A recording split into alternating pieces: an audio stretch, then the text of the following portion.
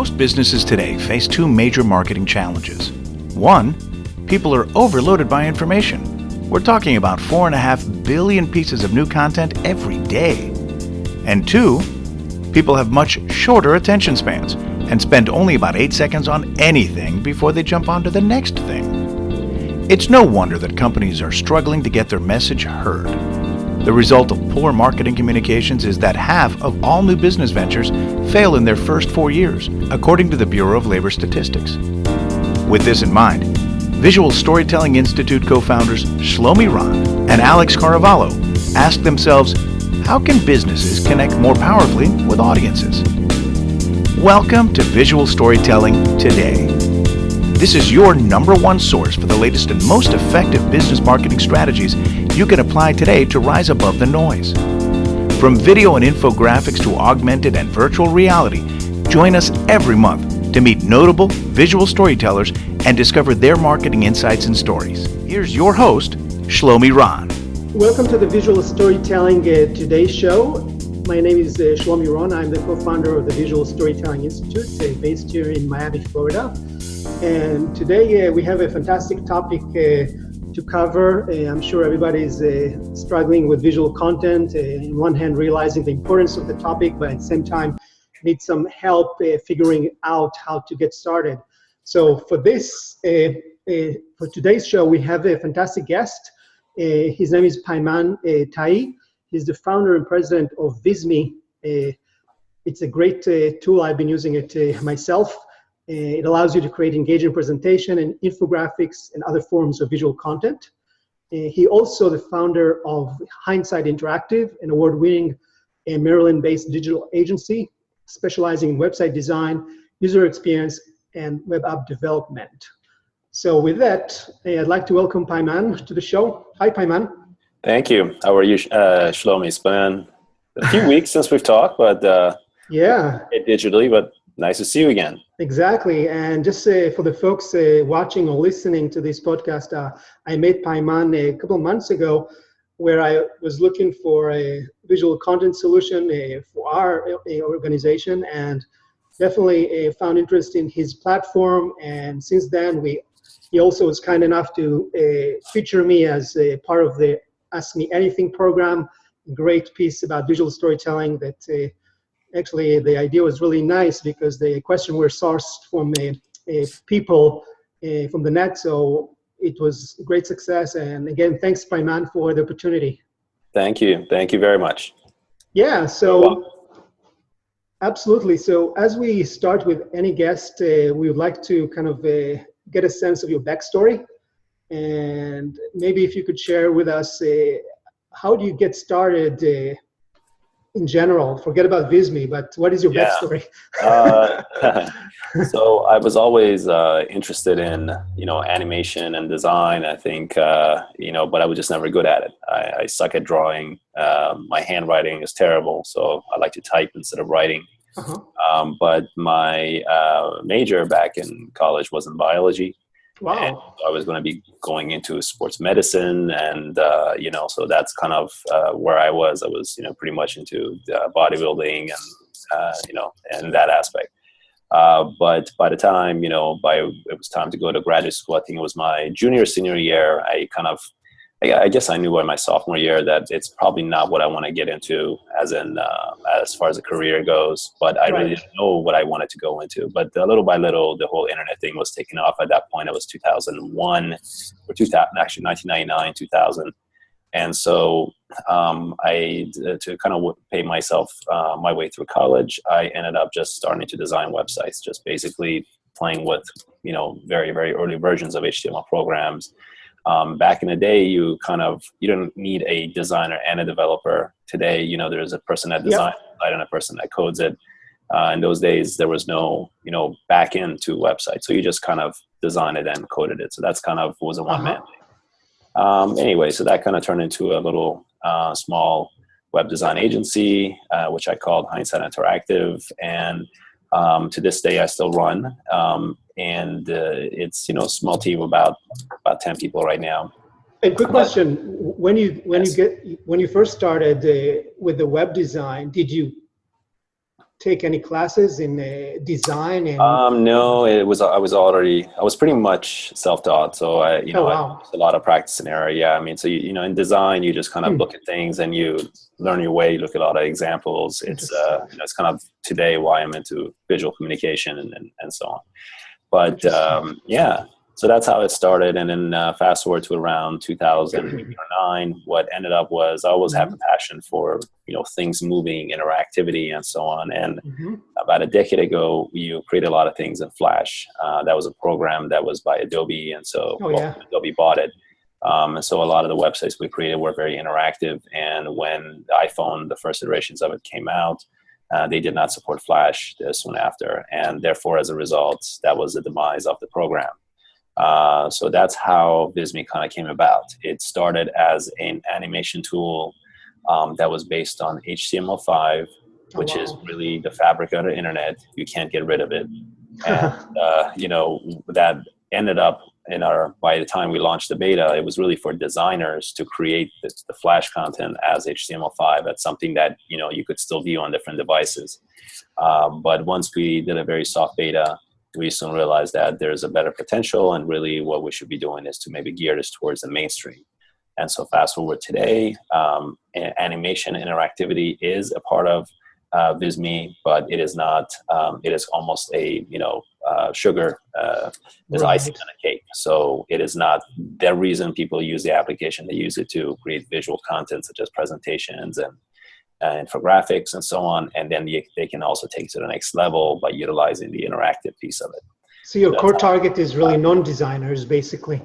Yeah, it is pretty much. I mean, we do have designers that use it, but I would say about 95% are, beginner to intermediate, designers. Well, they're not really designers. So they're beginner, intermediate individuals and professionals, and that have very little to no design experience. Got it. Right. So that's a very interesting journey, definitely from biology to web design, early days, and then kind of adding some of the HTML5 later technologies to kind of get it into a more timely, more accessible platform for the masses. So correct. Fantastic. This is great. And so, as you know, us at VSI, the Visual Storytelling Institute, our mission is really to celebrate visual storytelling and bring it to marketers and content folks that are trying to break through the clutter. So I'm kind of wondering, especially since you are managing both an agency and a visual content / storytelling platform, what is your definition for visual storytelling?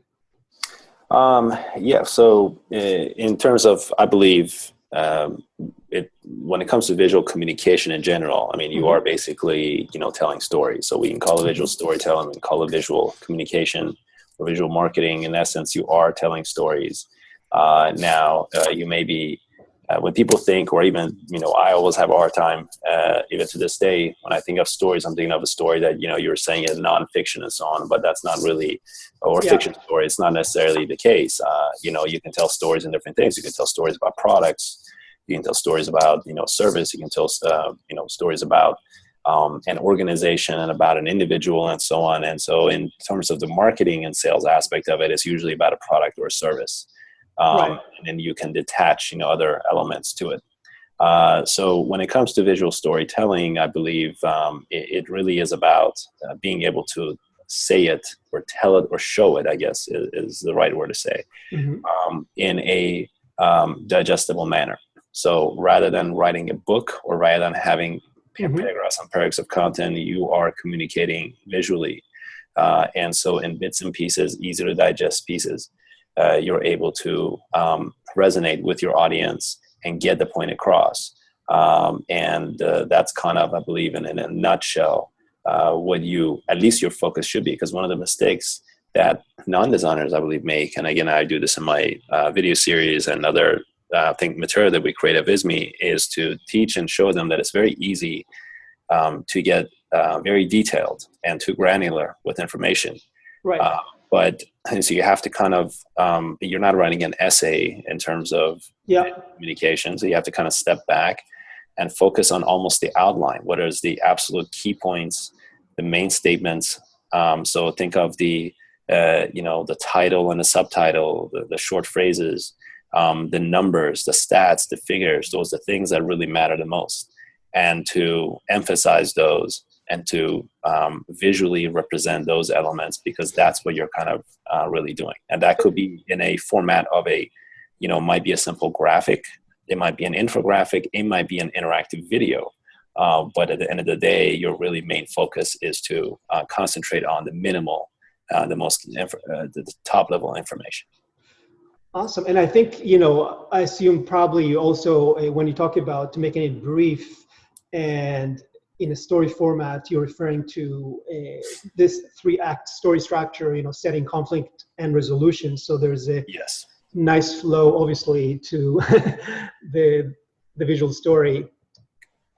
That is exactly right. Yeah. So, in terms of the meat of it, you got to divide it into it's, I was just doing a 3-part series on presentations and also doing one on infographics, and, the way that you create them, even though the formats are different, the way you tell those stories is actually not much different, so you're exactly right. I mean, you have the story itself that you build, the thesis almost, and then you actually have eventually the climax, and then you have the resolution in that aspect. So, whether you say it in a visual, in a slide format, or whether you say it in a tall infographic, the difference is not, is not that drastic. Yeah, no, absolutely. And that's exactly what we also tell our clients. Visual storytelling, it's really a story marketing strategy that has 3 components. One is you got to use the 3-act story structure, the setting, conflict, resolution. 2, which most marketers, for some reason, I'm wondering if you get the same experience, kind of a skip. They, tell the story from their perspective, where they need to tell the story from their customer perspective. So the customer is the hero of the story. It's not about the brand. The brand is just a guide, or, helping them along the way. And the last piece is really that you definitely need to communicate your story through some visual formats, images, videos, all the way up to AR and VR. That's exactly right. So, I mean, it is, it's got the word visual in it, so it has to be visual, right? Yes. Yeah.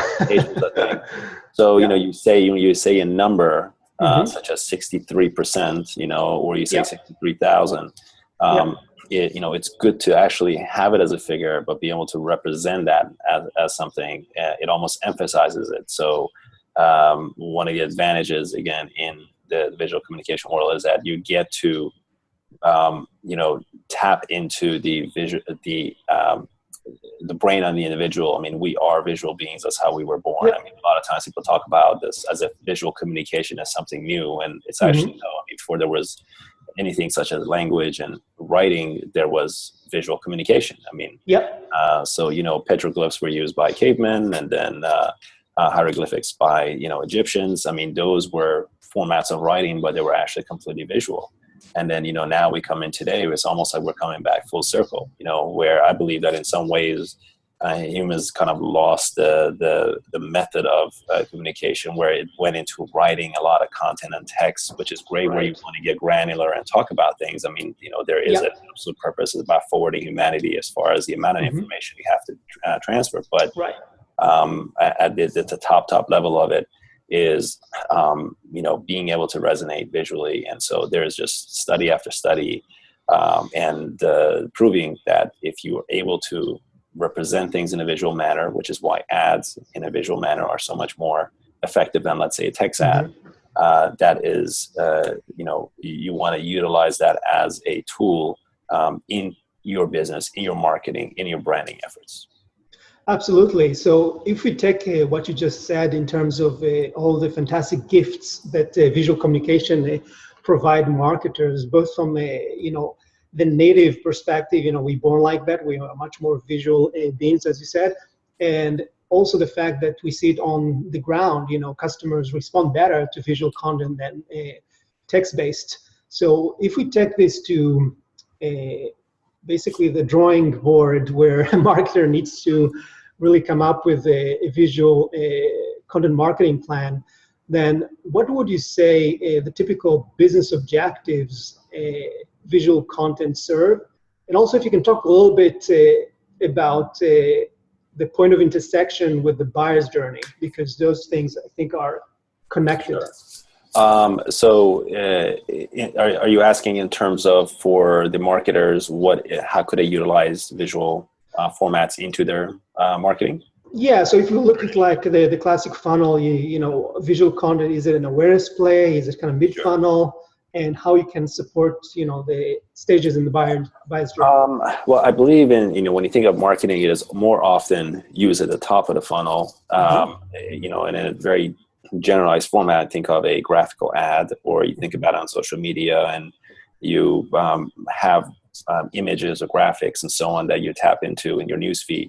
So you may be able to, it might be a sponsored ad, an ad on TV, but so it actually starts very, very visual, right? Because the first thing is that when you want to communicate something to an individual, your audience, especially those that are at the top of the funnel, they're, you know, there's a lot of noise, and you are just, we are hammered by, you know, hundreds and hundreds of different ads and different visuals all day long. 4.6 billion content pieces according to LinkedIn. Yeah. So, you know, yeah, exactly. So, you know, and you think about it at the end of the day, and I think a marketer needs to think of an individual think of your audience. So if I'm going to sleep at the end of the night and I look back to my day and I say, what do I recall today? You know, in terms of what was most interesting to me today, what content do I recall today? Right. It often may not be an article where you're thinking of, let's say if it was an article, it may be the visual. I'm actually visualizing pieces of that article versus the text on it, right? So, or the endpoint on it.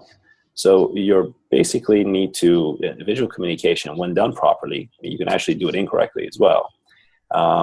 It allows you to eliminate the noise, and so you can actually more easily communicate or get your idea across to your audience. So yes, at the top of the funnel, I think it's key to utilize it, because once you have warmed up that individual into an actual lead or a prospect that has some interest, they've actually clicked through and come to your site, they've clicked through and gone to your article and so on. You know, they're a little bit more open to taking a few more seconds actually reading and being served additional information. So I think it is actually more at the top of the funnel than at the very, very bottom of it. Right. Now, in the mid funnel, I think let's just think of it as I'm trying to gear consideration, basically.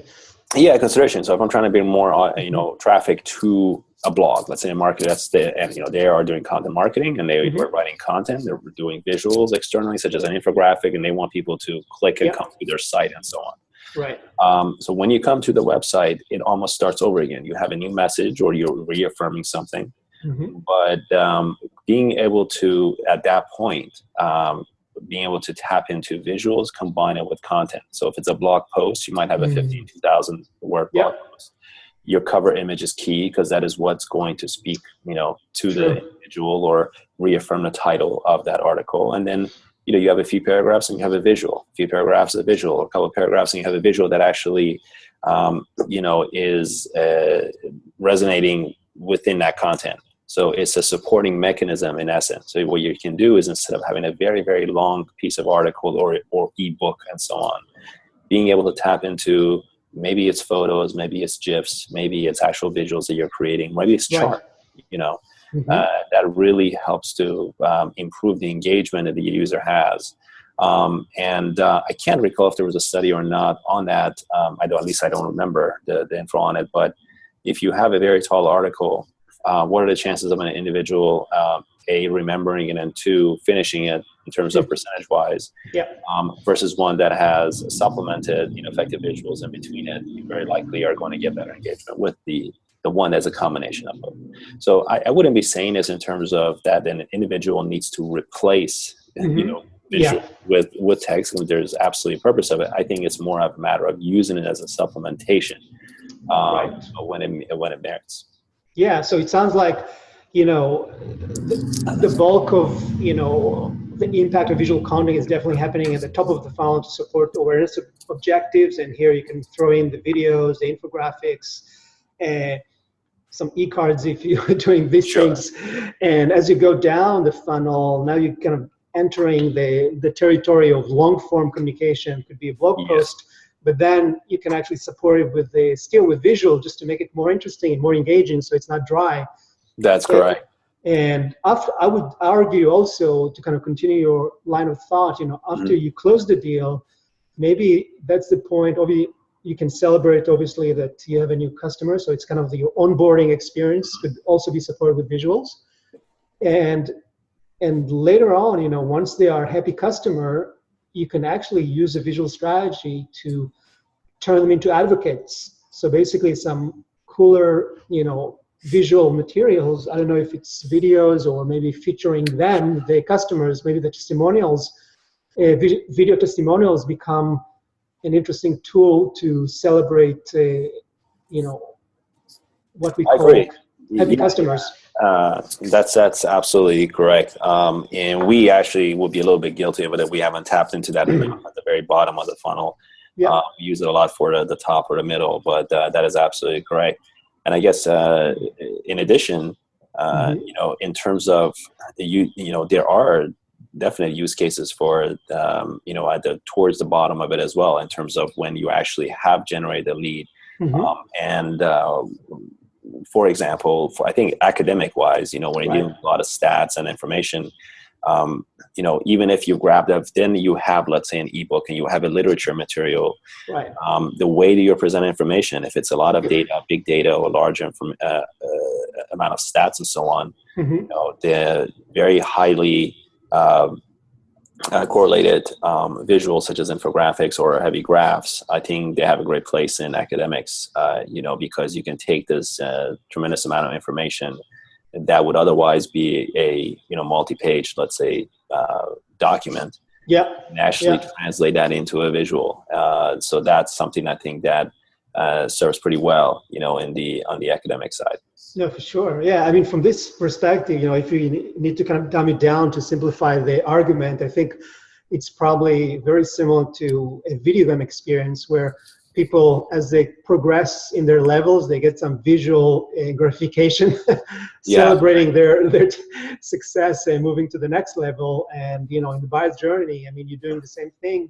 Obviously, we're not saying here that you need to gratify them with the same visual message every time. Exactly right.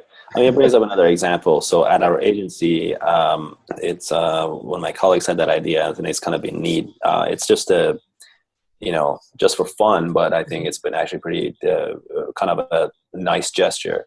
So each time that we finish developing a site for a client, when the site goes live, and to kind of add to the excitement, there is a graphic that we send them in an email. Congratulations, your site has launched. It's actually like a rocket as an illustration that is taken off representing their website. So it's been kind of a neat thing. Yeah. So it's an afterthought in that aspect, which is supported by the visual versus actually saying, "Hey, great, your site's launched." And I'm a great believer in those little things, because customers pay attention to those things. I can give you like a short story. I went to an Italian restaurant here in Miami and with my wife for dinner. And one night, the waiter just set us down in a table, and then he brought this little low stool. I didn't realize what it was, what's the purpose for this. And he said, "Oh, this is just for your wife to put her bag on." I mean, come on. Yeah, I mean, those little things. And the fact that I'm telling this story, it just gives you a sense of why, it stuck with me. So I'm sure, if you create those visual gratification, I call them, a couple of years ago, there was a great wave for random acts of kindness. Yes.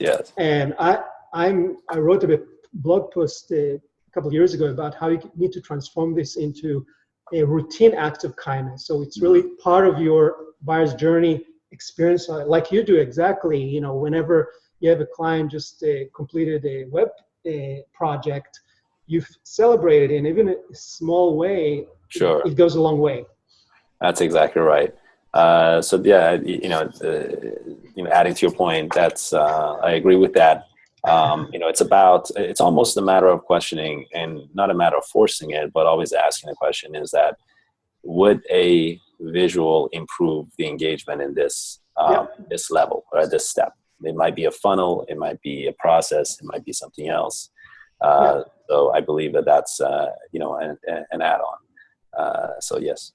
Absolutely. Great. So now that we got a sense of a little bit of what is visual storytelling, a little bit about some of the business objectives, the funnel, one of the challenges marketers always are actually grappling with is how they can actually create a visual content that are really authentic, that people can believe it, because there's so much out there. So how can you get through authenticity? I think the authenticity comes out of the individual, telling their story that is authentic in itself. I mean, I guess copying what everybody else is doing is not authentic.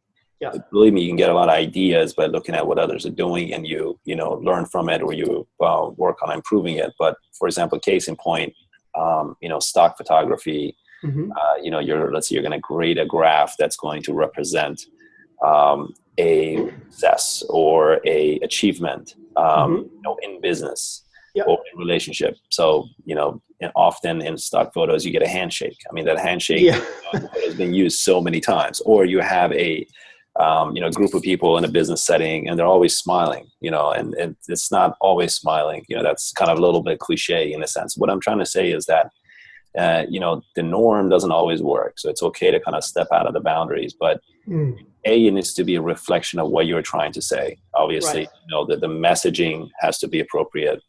Two, it should be extremely simple and clean. I think when we talk about visual communication, it's okay to have text, but it should be minimal. Just getting off the topic for just a moment, if you look at Facebook, covers or Facebook posts, when you actually go to sponsor a graphic, if you're going to sponsor a graphic on Facebook, if you have too much text, and I believe it's 25-30% or so off of my head, right? They will not actually approve that graphic. They will decline it, because the point is it's supposed to be visual communication. Right. So that kind of goes back to the saying of, less is more. And as far as the process of creating the visuals, it's great to tap into examples and other what others are doing. But at the end of the day, you got to step back and decide, what is the point of this item? What is the point of this design? And work your way around that versus thinking what you need to translate to the user, but step on the other side. What is it that I want them to understand, to speak their language? So speaking about the process you just mentioned, do you have kind of a sort of like a workflow or like steps that you go through typically when you're looking to create a story, visual story? Sure. So it starts with an outline. I mean, before you even design anything, you got to know what your story is. So let's say you've established that. Create an outline, almost a brainstorming as far as, because look, here's the thing, the first outline or the first title or subject you come up with is probably not the one. So you usually got to brainstorm around it. It's just like, it's no different than, let's say, writing a book or writing a blog post. You come up with a few different ideas. You use the process of elimination to eliminate that. And then from there, once you have that, then you fill between the lines.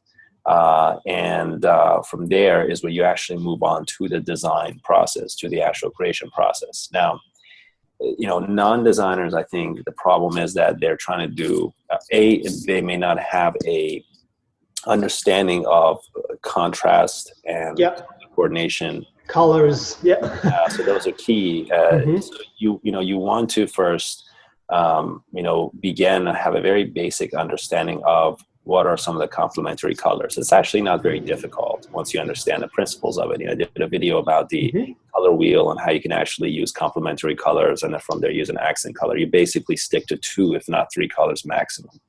Often you actually select one color and you just go monotone. You use different shades or tints of that color, and then you may have an accent color. The accent may be the call to action, so if I'm doing a graphic for a banner ad on a site, and there might be an image in the background. I want to make sure, and there might be a text. I need to make sure the text has enough contrast against the background. So the white text over dark background will work, or vice versa. A blue text over red is not going to work. It's not going to be, or yellow over another. So they don't, they're not complementary colors. And then you have a focal point. Your focal point is where you want the user to mostly focus on. Now, that might be after reading the message. It's the call to action, action, a button or click here or learn more. You make that pop more. You make it subtle and yet large enough that the user has seen another object, and then the color needs to be almost accent. So that is the one object that stands out. So let's say you have a white text over a darker background, or when I say white, it might be light text, lighter. And then you have orange, let's say an orange button to the bottom right of it. And it says learn more or click here. So you are not going to miss that button. And also it wasn't the first thing you probably looked at, because your focal point may have been the text and the image behind it. So, the process of the design, it does take practice. You do not have to, think of, I need to spend weeks and months to learn how to create elements. A lot of times you start from templates that are already created. It could be in our tool Visme, it could be in Canva, it could be in many other tools out there. So that's the beauty of it, is that design is getting, democratized. So you can pretty much create something neat in minimal amount of time. Just understand the very, very basic principles, and you'll be just fine after that. So just to summarize, so basically the first step, obviously knowing your audience is number one, setting your business objectives. But once you know those two things, it's about time to create the outline that kind of spell out your story, what you're going to tell them. And then you want to figure out your design strategy, how you're actually going to execute this. And we kind of, on purpose, kind of describing very generic process that most likely could apply to any visual format, right? It does. And I guess just backing up a little bit, you're right. The principles of colors and as far as contrast, they apply to any design. It could be anything from a video down to just a graphic for social media. They're no different, really, in the majority of cases. But once you have the outline, and then you have the design, in between that, you want to also establish the focus and the medium. So who is your audience? What am I creating this for? Is this sales oriented? Is this for, educational purposes? What is the purpose of it? Also the type of content that you're creating. So is the content where I'm comparing something to something else? That's going to be more of a comparison type. So if it was it's great to use infographics for visualizing these kind of things, like if it's a process or a timeline comparison, because what you can do is you can create this very simple flow, top to bottom, comparing apples to pears, apples on the left, pears on the right, and you go through a checklist or visual, element. So you actually want to establish, based on the what you're trying to communicate, what is the format, the structure that I can use. Additionally, what is the medium that I want to create on? So the medium being, obviously, if I'm going to be presenting in front of an audience, or if I'm going to be creating graphic that is going to be posted on my site, or is going to be not conversational in a sense, where a presentation, you actually ask questions, you get feedback and answers, so there's a certain level of engagement. But in the other end, though, will be as if it's going to be self-served, it's going to be put online and people are just meant to view that. There's a little bit of a difference as far as the way that you may present and put that material together. And also, again, if you're, the graphic or the visual that you're going to create, what type of platform is it for? Is it going to be digital? Am I going to be printing it? Is it supposed to be a slideshow, as a pitch deck, a presentation? So these different things, it kind of can veer the way that you go about it. But from a very high level, the principles of it are not much different. You start with an outline and then you work your way through the type and then actual design. And I would kind of extend your line of thought here in terms of, setting. It's really, there's two main factors that kind of help you create your process. As you mentioned, the purpose, and we talked about, the different, it could be top of the funnel, mid of the funnel, or even it could be like advocacy, celebrating a happy customer experience. Obviously, that's a factor in your planning. Number two, you mentioned the platform experience. So obviously, your visual content is going to be different if you, as you said, going to insert it in presentation format versus Instagram versus LinkedIn. So every platform has its own culture, and you got to respect that.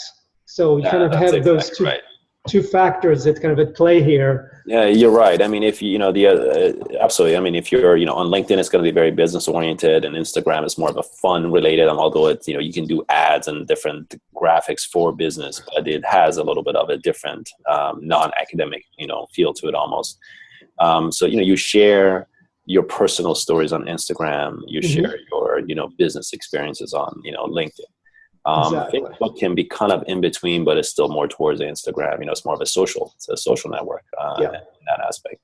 But yeah, I mean, the other, the audience you're going to be presenting to really veers as far as how you're going to put that content together. So for example, if it's going to be very specifically for academic purposes, you can be a little bit more probably content oriented. You could get away with having a little bit more tags and high graphs and so on. Yep. But if you're going to be, let's say, presenting to an audience that has a very short memory in that aspect, and they're just on a rush, so you're going to be utilizing a marketer, for example. If you're going to be presenting to a marketer at the top of the funnel, it's going to be to the point, quick, and pretty catchy. Absolutely. So there's a difference in that aspect. If I'm going to be presenting in front of an educational audience, the presentation, the way I put it together, is going to be a little bit different than if I was going to be doing it, let's say, for a different criteria or an enterprise type of audience. Yeah, no, for sure. I mean, the audience is really key to. It's actually like cooking a dish. You got the core ingredients is your audience. Their stage in the buying cycle, and really in what pot, which is the platform experience, you're actually going to cook it. Exactly. So it makes a lot of difference. You're right. Great. So now that we understand a bit about the process, can you give us kind of illustrative examples of visual content that you think can really underscore those principles we just discussed? Sure, I can do that. Do you want me to share screen, or we can just add that later on? Yeah, we can add it later on. Yeah. Okay. Yeah. So that would be probably better. In terms of examples, I think one of the things will be is this video series I did recently about the infographics. It was episode 1 of the, actually I think it's episode 7, but part 1 of how to create compelling infographics, where I showed what makes a good infographic. Right. There's a bunch of different examples where I showed where what is positive, what is negative. I showed some good examples and I showed some negative ones, but that same principle can be applied to the presentation. I believe the ones that they tell a story and there's a little bit of a fun factor to them. That's a positive. I believe if the color scheme appeals to the actual story itself or the topic itself, that's a biggie.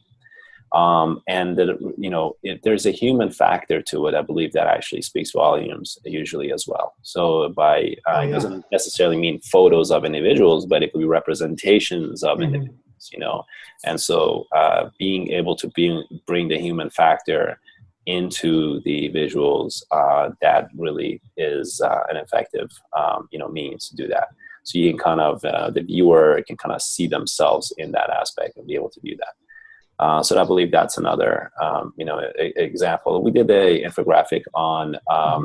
And just a quick note about that. Sure, I think, sure. I think the example you just gave is another factor that maybe our audience could leverage, which is education. Once you teach people something of value, the visual content is really cutting through like butter, because you're not selling them anything, you're selling them knowledge. And I think that's an important factor. Yeah. That's exactly right. And yeah, we did an infographic just recently. One of our designers did it, and it's called "What is Paralanguage?" and how you can use it to give better presentations. So that actually has a little bit of has some nice stats and figures, but also it has this human factor on a few different characters. So that's a pretty good example that you could just kind of, correlate with as an individual, as a viewer. Cool. Yeah, good stuff.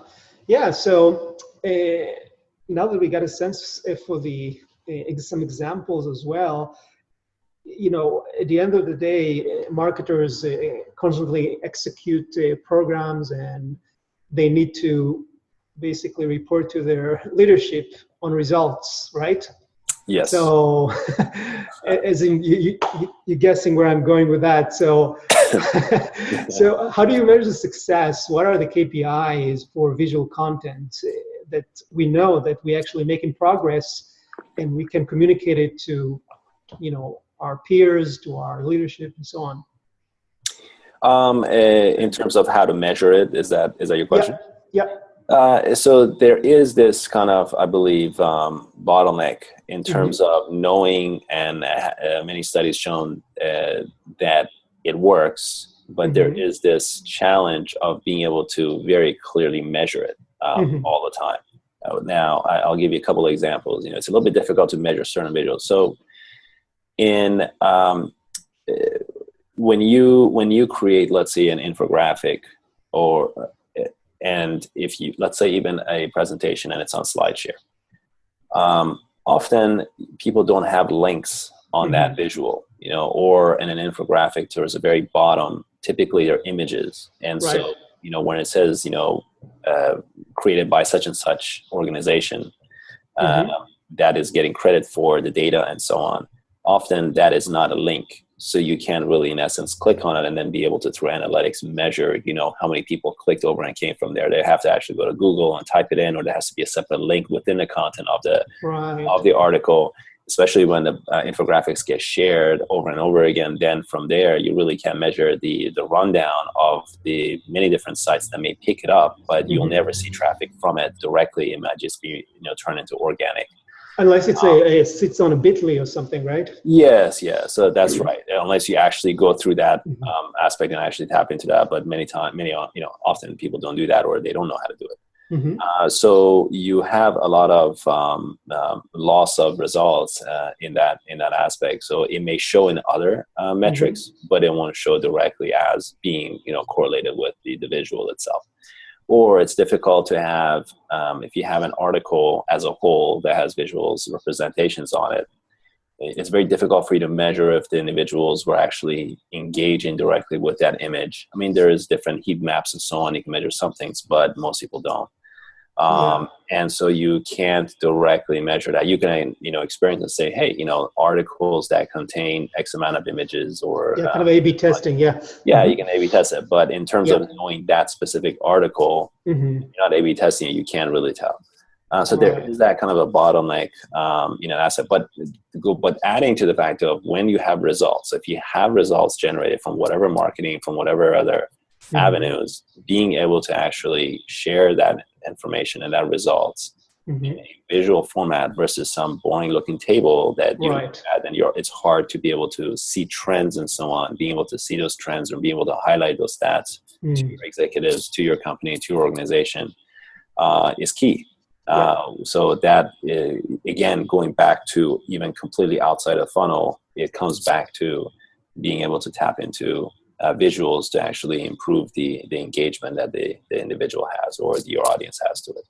Yeah, and I think also it probably has to do with the platform you actually communicated on. So obviously on Instagram, you can measure that. On Facebook, there's tons of insights, but the key thing to remember is really, and I think that's what you're referring to, is really to set those KPIs based on each, if it's a awareness KPI versus consideration versus, advocacy. So you can set them up and this way get a sense of how my program is doing in general, because obviously you have a lot of kind of what we call weeds level metrics, how many views on Instagram, it could be the same image that you actually put on Facebook. Each one reports differently. So obviously this is kind of the weeds level. So it's important to come up with a kind of a upper level KPIs that can give you a good sense of the first view. of the business objective you set up to do. So yeah. That's absolutely, you're right. So I think that part has some catching up to do in terms of, and as more data comes and as people are able to measure that more, then the trend will continue to increase in terms of, towards the visual communication part. But I think there is another holdup is that most people, majority of us are visual communicators, but we're not visual creators, right? So that's where do-it-yourself tools like ours and many others are come to light because to help to solve that challenge. But at the same time, I mean, look, I think that's a trend where I think looking back in 5 years, you will have a tremendous amount of additional visual content being created, but at some point, a lot of that becomes noise too. I think it's starting to already look like noise. So you have to have something that, it stands out or it's unique. And again, I believe that comes back to the story, the visuals that tell the better stories or have that kind of humor or that sense of, emotional connection. They're the ones that are going to stand out over, the noise. So that I believe is where it goes. I mean, there's often you think about National Geographic, there's been images that in 20, 30 years are still remembered. I still remember the photo. I think this beautiful girl's eyes, I think she has a green eyes from Afghanistan. I think she was from like 20. Oh, yeah. I remember. So, you think about like when I think of when somebody says, National Geographic, that timeless photo, pieces, that and one of an elephant and so on. Those are ones that come to my mind, even though I've seen thousands of millions of images. So that it's that emotional, that kind of uniqueness from it, and most people won't get it right. But even if you do a better job, if you utilize it, it will work for you versus against you, and then you can kind of work on improving that within your own kind of parameters. So it's you pretty much touched on my next question, the future of visual storytelling, that if I heard you correctly, it sounds like, if you can, they kind of summarize it in one sentence is that regardless of the technology of the day, the story always wins, in essence. I believe it does. I believe so. One of the things that I actually just did, you're right, because to add to that, it's not about being able to do more and more and more. Yes, certainly there's, a lot of studies of effective video, which takes a lot more time to put together effort than just a static image. Right. They actually have higher engagement than that. It still comes down to the story at the end of the day. But at the end, though, I don't think it's so much about where, the more interactive technology or what you create gets, the better the engagement's going to be. I think, that also can become noise. You can actually lose individual with too much interactivity. Example, I think there's a lot of, movies that are created, sci-fi and so on. And, even to this day, maybe I'm getting too old. I watch and there's way too much action. When I look back and say, you know what, I like that movie, even though it was my favorite sci-fi, it had less, 3D and so on it. And therefore, so you can overdo it easily. That's my point. Yeah, you lose the narrative, basically. You do. And I think that's a mistake that we actually had made in my agency, where whole thing about Flash, when Flash went away, we used to create Flash sites, and all the sites have a lot of, they had intros, there was music, there was audio, there was a lot of movement, objects moving around. Yeah. People will look at it like, that's great, that's cool, that's neat. Looking back though, when that went away, it eliminated a lot of the noise, because it was getting to a point where everybody's trying to outdo, every site was trying to outdo each other because the competitor had a Flash intro that they wanted to have a Flash intro that was interactive. So you kind of lighting those things down. Now it came back again to the messaging. So now you visit most websites, you look at the homepage, there might be some motion going around, but it's back to the story, the message, the visual element. So there's been actually a lot of cleanup. Yeah, so it's a maturity aspect, I guess, of the market. Yes. Absolutely. Correct. So that, I think, going back, it's not about, again, less is more is always going to win in terms of visual communication. Awesome. So I'd like to kind of close, maybe if you can give us a kind of, top 3 tips that marketers and content folks could take away. Sure. Number one you got to know who you're creating for. You have to have a deep understanding of your audience. And if you don't get that down, if you don't establish that at the very beginning, you're going to lose the message. Mm-hmm. So then bring your story together and say it in a manner that's going to appeal to your audience. So that's the end result. And 3, turn the tables around and be the audience. Put yourself in their perspective and say, what could you have said? What could the product say to me? What could the service say to me? What could I read on this or get from this visual that would allow me to engage better, that would actually convince me? So, from those angles, I think you have a much better success rate than being the seller. So in other words, don't be the seller. And I'm not using the word marketer because, marketing, you're actually communicating or improving. But, when you're a salesperson or a sales individual, you are forcing someone almost to take something. So don't force someone to do it, but just kind of, speak their language and connect with them emotionally. And of course, it all starts with this story. No, this is fantastic. No, thank you so much, Payman. This was a wonderful information and great value, I'm sure, for our audience. And how can people reach out to you? How they can contact you? Sure. So they can find me on LinkedIn. Just type in my first name and last name and connect with me if you're interested. And also, as far as Twitter, it's at Payman Tai.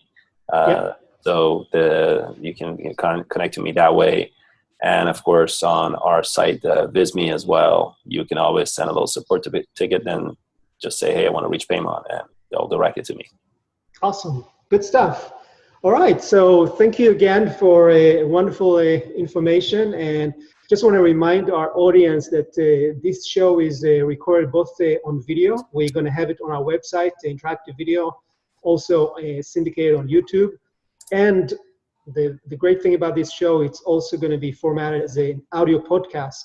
So you can actually subscribe to it on iTunes, look for Visual Storytelling Today, and you can catch up on this show and other shows as well. So until next time, I wish everybody a great day and keep your story going strong. Take care. Thank you very much. Thanks, Payman. Thank you. Visual Storytelling Today is recorded in Miami, Florida. The show is published exclusively by Visual Storytelling Institute. Learn more at visualstorytell.com. You can subscribe to this podcast on the iTunes Store. Until next time, don't let your big story wait to be told.